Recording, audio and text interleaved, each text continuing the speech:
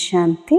ఈరోజు జూన్ 20వ తేదీ 2025 శివబాబా వినిపించిన మురళీ సారాంశము. మధురమైన పిల్లలు, తండ్రి ప్రేమను పొందాలంటే ఆత్మాభిమానులుగా అయి కూర్చోండి. తండ్రి నుంచి మనం వారసత్వాన్ని తీసుకుంటున్నాము అనే సంతోషంలో ఉండండి అంటున్నారు బాబా. ప్రశ్న: సంగమ యుగంలో మీరు బ్రాహ్మణుల నుంచి ఫరిస్తాలుగా అయ్యేందుకు ఏ గుప్తమైన పురుషార్థం చేస్తారు? సమాధానం: బ్రాహ్మణులైన మీరు పవిత్రంగా అయ్యే గుప్తమైన పురుషార్థం చేయవలసి ఉంటుంది. బ్రహ్మ పిల్లలకు మీరు సంగమ యుగంలో సోదరీ సోదరుల దృష్టి ఎప్పుడూ కూడా అశుద్ధంగా ఉండజాలదు.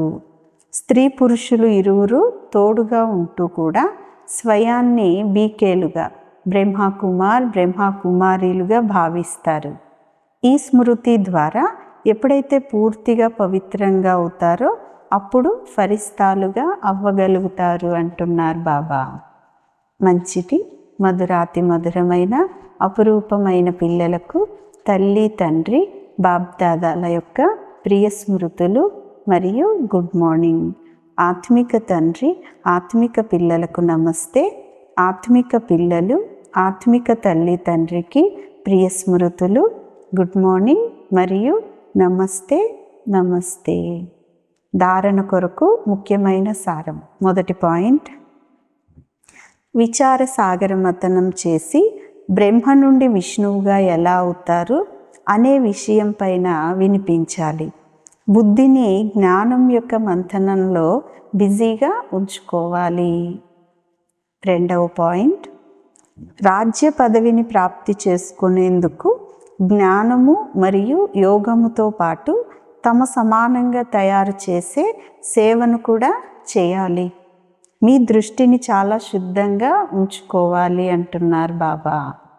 ఈరోజు వరదానం: సర్వ సంబంధాల అనుభవమును ఒక్క తండ్రితోనే చేసుకునేవారు అలసిపోని మరియు విఘ్న వినాశక భవ.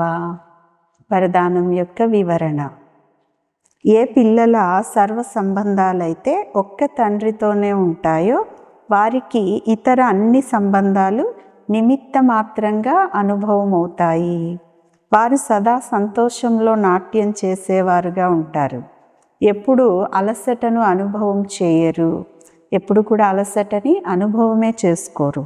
అలసిపోని వారుగా ఉంటారు.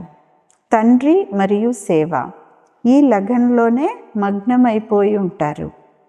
విఘ్నాల కారణంగా ఆగిపోయేందుకు బదులుగా సదా విఘ్న వినాశకులుగా ఉంటారు.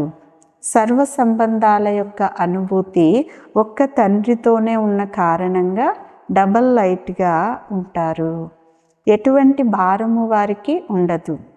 ఫిర్యాదులన్నీ కూడా సమాప్తి అయిపోతాయి. కంప్లీట్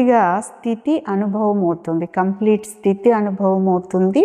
సహజ యోగిగా ఉంటారు అంటున్నారు బాబా.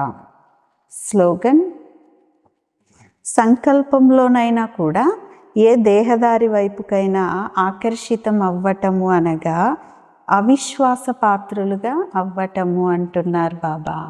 మంచిది. ఓం శాంతి.